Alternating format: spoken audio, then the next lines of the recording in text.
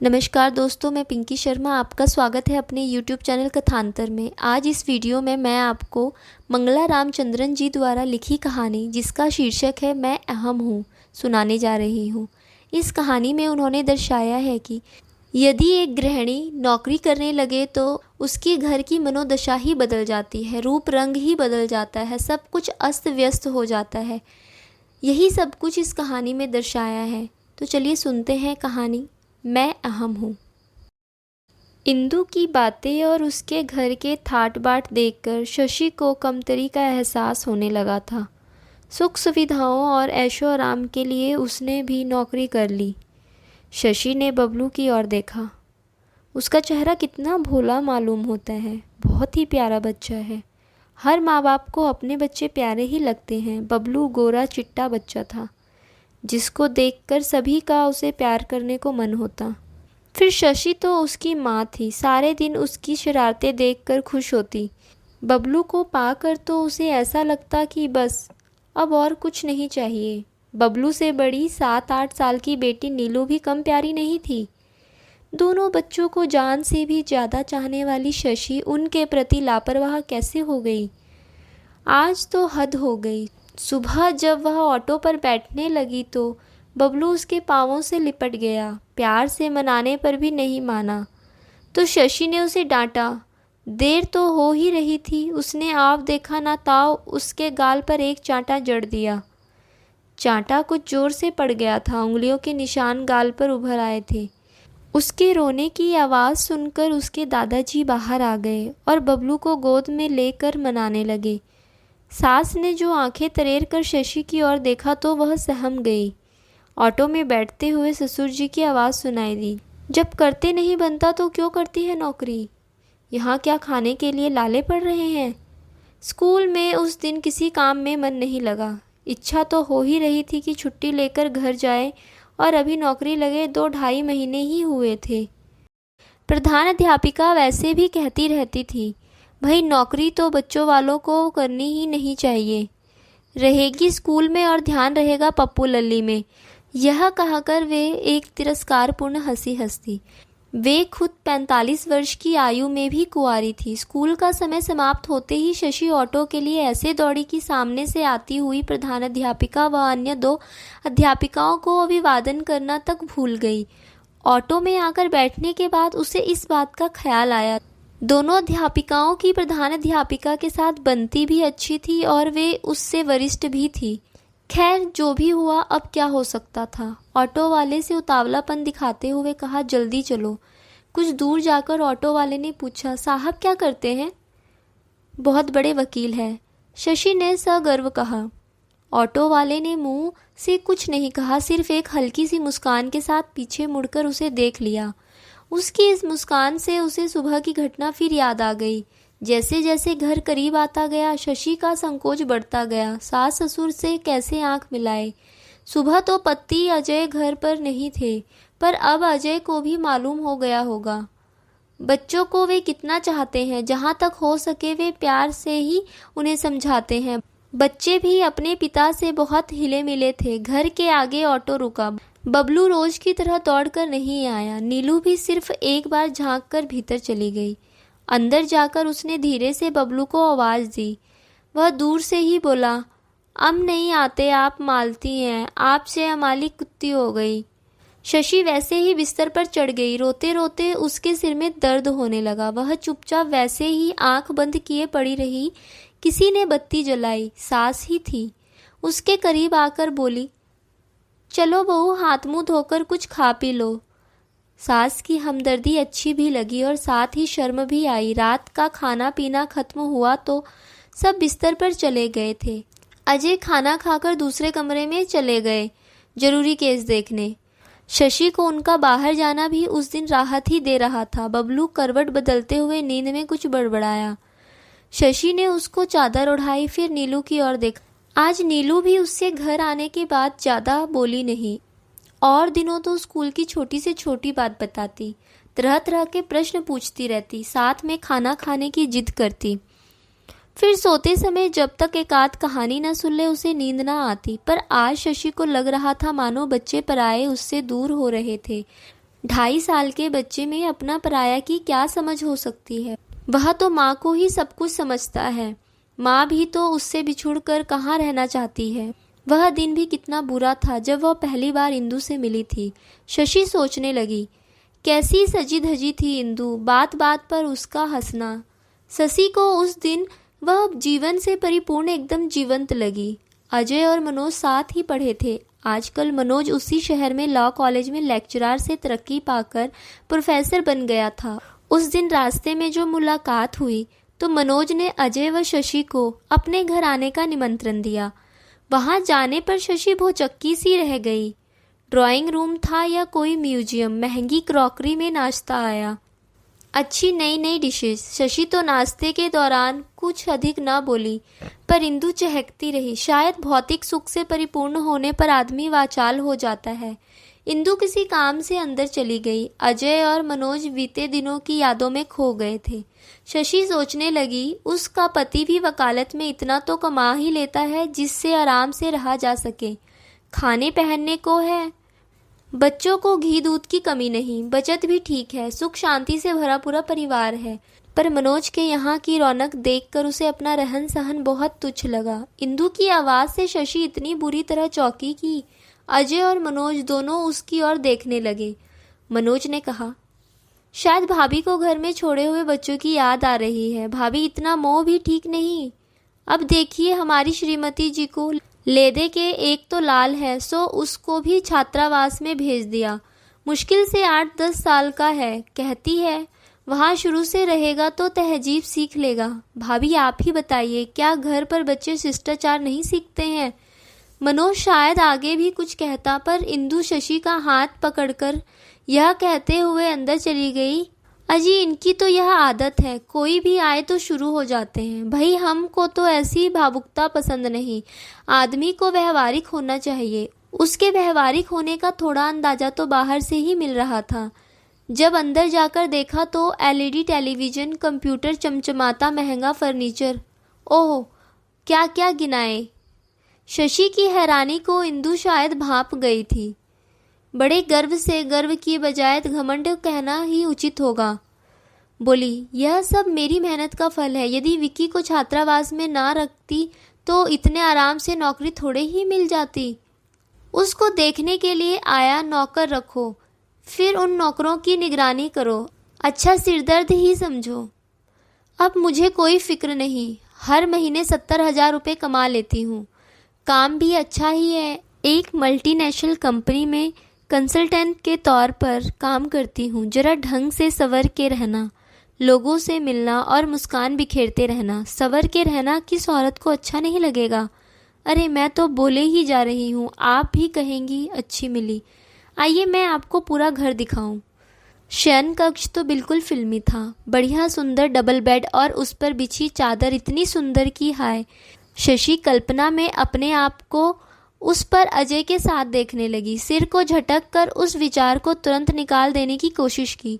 बाहर के कमरे में आने पर विजय बोला, चलो शशि, क्या यहीं रहने का इरादा है। इंदु ने अजय से कहा, आप इन्हें कभी कभी यहाँ ले आया करिए, इनका मन भी बहला करेगा। आपको समय ना हो तो मनोज को फ़ोन कर दिया कीजिए, हम खुद ही इन्हें ले आएंगे। शशि की इच्छा तो हुई कि कहे, जब आप लेने आएंगी तो वही मेरे घर पर बातचीत हो सकती है। पर उसका मन इतना भारी हो रहा था कि लग रहा था कि अगर एक बोल भी मुंह से निकला तो वह रो देगी। वह समझ रही थी कि इंदु सिर्फ अपने घर का दिखावा भर दिखाना चाहती थी। घर लौटते हुए आधे रास्ते तक दोनों चुप रहे। फिर अजय एकदम बोला, मनोज की पत्नी भी खूब है। वह आगे कुछ बोले इससे पहले शशि ने टोक दिया, हाँ, मुझ जैसी बेवकूफ़ थोड़ी है। उसकी आवाज़ रुआंसी थी। अजय ने आश्चर्य से उसकी ओर देखा और प्यार से बोला, शशि कैसी बेवकूफ़ों सी बातें करती हो। फिर उसने एकदम दांतों तले जीभ दबा ली। यह वह अनजाने में क्या बोल गया, मानो शशि की कही हुई बात का समर्थन कर दिया हो। एकदम बात बदलते हुए बोला, बहुत देर हो गई, बच्चे शायद सो भी गए होंगे। पर शशि की आग्नेय दृष्टि देखकर फिर वह रास्ते भर चुप ही रहा। घर पहुंचने पर शशि सिरदर्द का बहाना करके बिना कुछ खाए पिए लेट गई, पर रात भर उसे इंदु के बेडरूम के ही सपने आते रहे। इंदु की अलमारी में सजी साड़ियों की इंद्रधनुषी छटा रह रहकर आंखों के सामने नाच रही थी। ओह, कितनी साड़ियाँ! रोज एक एक पहने तो साल में उसे 3 या 4 बार से अधिक पहनने का मौका ना आए। अब तो उनकी दूसरी कार भी आने को है। वैसे तो कई लोगों के अच्छे व बड़े घर कार सब देख चुकी है। खुद उसके भाई साहब के पास कार है, पर वे बहुत बड़े इंजीनियर हैं। अपने पति की बराबरी में तो जो भी है, सबका रहन सहन करीब करीब एक सा ही है। शशि ने यह नहीं सोचा था कि उसकी बेचैनी एक दिन उसे नौकरी करने पर मजबूर कर देगी। आवेदन देने के पहले कई दिन तक ऊहापोह में पड़ी रही। 2.5 साल का बबलू, उसे कौन संभालेगा? सासू माँ बूढ़ी है। अजय से जब राय मांगी तो उन्होंने भी यही कहा, भाई परिस्थितिवश नौकरी करना बुरी बात नहीं, पर तुम्हें नौकरी की क्या जरूरत पड़ गई? कम से कम बबलू ही कुछ बड़ा होकर स्कूल जाने लगे तो ठीक है, फिर आगे तुम्हारी इच्छा। सास ससुर ने भी कहा, बहू बबलू को तो हम संभाल लेंगे, हमारा और है ही कौन, पर तुम्हारा शरीर भी तो दोनों भार को सहन कर सके तब ना। जो भी करो सोच समझ कर करो। पर उसके सिर पर तो जैसे जुनून सवार था। 6-7 दिन तक तो स्कूल में बबलू की खूब याद आती थी, फिर ठीक लगने लगा। पर रोज स्कूल से लौटकर जब घर में कदम रखती तो घर की कुछ अव्यवस्था मन को खटकती। एक दिन जब वह स्कूल से लौटी तो घर में कोई मेहमान आए हुए थे। काम वाली घर पर नहीं थी तो नीलू उनको पानी दे रही थी। नीलू को देखते ही उसका गुस्सा 7वें आसमान पर आ पहुंचा। बाल बिखरे हुए, फ्रॉक की तुरपन उधड़ी हुई, हाथ में पेंटिंग कलर लगे हुए थे। अजीब हाल बना रखा था। नीलू को बगल से पकड़कर खींचते हुए वह अंदर ले गई। उसका तमतमाता चेहरा देखकर वहां का वातावरण एकदम बोझिल हो गया। नीलू सुबकती हुई एक कोने में खड़ी हो गई। उस समय शशि को अपनी गलती का ख्याल नहीं आया, बल्कि उसे सब पर गुस्सा आया कि सब उससे खार खाए बैठे हैं और जानबूझकर उसका अपमान करना चाहते हैं। पर आज लगता है वास्तव में उसने अपनी नौकरी के आगे बाकी हर बात को गौण समझ लिया। पहले वह अजय के मोजे रुमाल देखकर रख दिया करती थी, उसके कपड़ों पर प्रेस बटन आदि का भी ध्यान रखती थी। दोपहर के समय बच्चों के पुराने कपड़ों को बड़ा करना, मरम्मत करना आदि काफ़ी कुछ काम कर लेती थी। अब तो अजय अपने हाथ से बटन लगाना आदि छोटी मोटी मरम्मत कर लेता है, पर मुंह से कुछ नहीं बोलता। बबलू भी इन 2 ही महीनों में कुछ दुबला हो गया है। दादी दूध दे सकती है, खिला सकती है, प्यार भी बहुत करती है, पर माँ की ममता व आरंभिक शिक्षा और कोई थोड़े ही दे सकता है। फिर उसके कमाने से क्या फ़ायदा हुआ, सिवा इसके कि घर का खर्चा पहले से बढ़ गया। सब कपड़े धोबी को जाने लगे और कपड़ों का नुकसान भी ज़्यादा होने लगा। अब मेहरी को भी काम बढ़ जाने से ज़्यादा पैसे देने पड़ते थे, ऑटो का खर्च अलग। इस प्रकार मासिक खर्च बढ़ ही गया। इसके अलावा घर और बच्चे अव्यवस्थित हो गए सो अलग। सास बेचारी दिन भर काम में पिसती रहती और जब नहीं कर पाती तो बड़बड़ाती रहती। इन्हीं 2 महीने में घर की शांति भंग हो गई। जिस पर उसने जो कल्पना की थी अपनी तनख्वाह से घर की सजावट के लिए कुछ खरीदेगी, उसे कार्य रूप से परिणत करना कितना मुश्किल है, यह उसे तुरंत पता लग गया। उसे कुछ कहने में ही झिझक हो रही थी, कहीं अजय यह ना समझ ले कि उसने सिर्फ इन दिखावे की चीज़ों के लिए ही नौकरी की है। अजय के मन में हीन भावना भी आ सकती है, पर यह सब उसे पहले क्यों नहीं सूझा। अगले दिन उसने अजय के चपरासी के हाथों 1 महीने का नोटिस देते हुए अपना त्यागपत्र तथा 1 दिन के आकस्मिक अवकाश की अर्जी भेज दी। अजय ने यही समझा कि शायद तबीयत खराब होने से 1-2 दिन की छुट्टी ले रखी है। बादल उमड़ घुमड़ रहे थे और बारिश की हल्की हल्की बूंदें भी पड़ने शुरू हो गई थी। बहुत दिनों बाद उस रात को दोनों चहलकदमी को निकले। अजय ने पूछा, क्यों अचानक तुम्हारी तबीयत को क्या हो गया, तुमने कितने दिन की छुट्टी ले ली है? शशि बोली, हमेशा के लिए। अजय परेशान सा उसकी ओर देखने लगा। सच शशि, सच? अब तुम नहीं जाओगी स्कूल? चलो, अब कमीज पैंट में बटन नहीं टाँकने पड़ेंगे, धोबी को डांटने का काम भी अब तुम संभाल लोगी। हाँ, अब रात को थके होने का बहाना भी नहीं कर सकती। पर यह तो बताओ, नौकरी छोड़ क्यों दी?